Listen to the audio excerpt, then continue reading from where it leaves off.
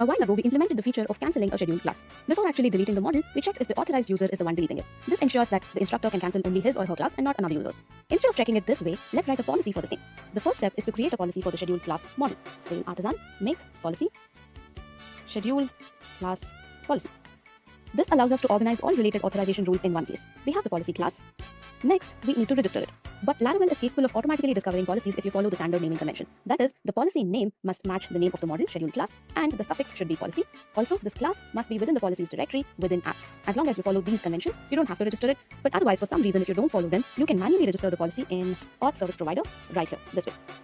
Okay, now back to the policy class. In here, we can add methods for each action that we want to authorize on the scheduled class model. That is, for the delete action, we can say public function delete, accept the user model first, and then the model for which we are creating the policy, that is the scheduled class model.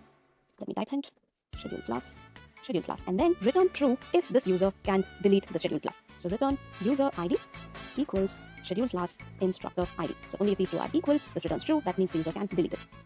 Now let's use this policy to authorize the delete action in the scheduled class controller. Let me comment this out. Instead of checking manually with the ID, now we use the policy saying if auth user, use the can method if the auth user can delete this model, this is the variable here, schedule, then do something. Or if the user cannot delete, you can use the cannot method abort 403. Okay?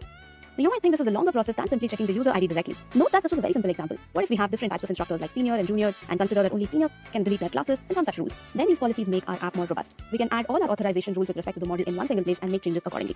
Now we can actually test if this is working. In our app, I added another instructor and also scheduled another class by this instructor. So now let's try to log in as our first instructor and delete this class which has ID 2. So go to the browser. We obviously cannot see that class here, but we can inspect element and change this ID to 2. Yeah, so right here in the action, instead of 1, let's say 2, and let's try and delete this. You see, we see a 4 or 3 forbidden error. So it's working.